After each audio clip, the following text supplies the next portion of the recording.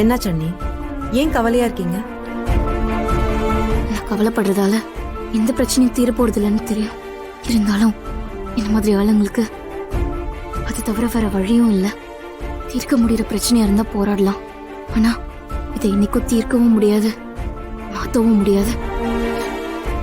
அண்ணி, என்னாச்சு? ஏன் இவ்வளவு விரக்தியா பேசுறீங்க? பொம்பளைங்களுக்கு பிறந்த வீடு பணக்காரங்களா இருக்கணும் துளசி. இல்லைன்னா புகுந்த வீட்டுல எந்த மரியாதையும் இருக்காது. இப்போ யார் உங்ககிட்ட மரியாதையா நடந்துக்கல? தீபா வீட்டுக்கு அத்தையும் மாமாவும் ஜோடியா போய் அவங்களுக்கு பத்திரிக்கை வச்சு கல்யாணத்துக்கு கூப்பிடுறாங்க. ஏன்னா அவங்க பெரிய ஆளுங்க, பணக்காரங்கல்ல.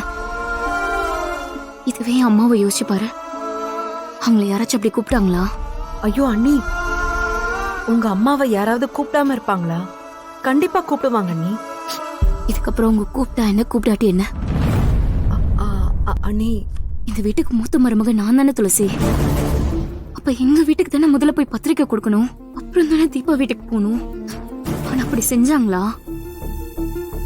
அண்ணி, நீங்க சொல்றது கரெக்டு தான். ஆனா ஏதாவது காரணம் இருக்கும் அண்ணி. இங்க பாருங்க, நீங்க தப்பா யோசிக்காதீங்க. ஒரு காரணமும் இல்ல துளசி. தீபா வசதியான வீட்டு பொண்ணு, வெளியே போய் சம்பாதிச்சுட்டு வரா. அதுக்கு தனி மரியாதை கிடைக்க தானே செய்யும். நான் யாரு? வீட்டுல சும்மா பாத்திரம் கழுவுறது, வீடு துடைக்கிறது, பாத்திரம் தேய்க்கிறதுன்னு வீட்டு வேலை செய்யறவ தானே. ஐயோ அண்ணி, இல்ல. இப்படி வீட்டோட இருக்கிற உங்களை மாதிரி பொம்பளைங்களுக்கு இவ்வளவுதான் மரியாதை. எல்லார் வீட்லயும் இப்படிதானே நடக்கும். அதுக்கு நம்ம வீடு மட்டும் விதி விலக்கா என்ன? ஆனா பாரு, வெளியில வேலை செய்யறவங்களுக்கு சம்பளமும் கிடைக்கும், அதுக்கு சமமா மரியாதையும் கிடைக்கும். ஆனா அவ்வளோ கஷ்டப்படாம வேலை செஞ்சுக்கிட்டு பொறுமையா இருக்கிற என்ன மாதிரி பொண்ணுங்களுக்கு சம்பளமும் இல்ல, அதுக்கான மரியாதையும் இல்ல.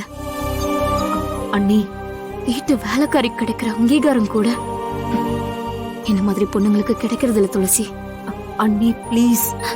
இல்ல, எனக்கு இருக்கிறது எங்க அம்மா ஒண்ணு மட்டும் தானே. இந்த வீட்டுல நடக்கிற விசேஷத்துக்கு அவங்களும் வந்து போனாதானே எனக்கும் சந்தோஷமா இருக்கும். என் எதிர்பார்ப்பு புரிஞ்சுக்க வேண்டிய அத்தையும் மாமாவுமே கண்டுக்காம இருக்கிறது தான் எனக்கும் கஷ்டமா இருக்கு.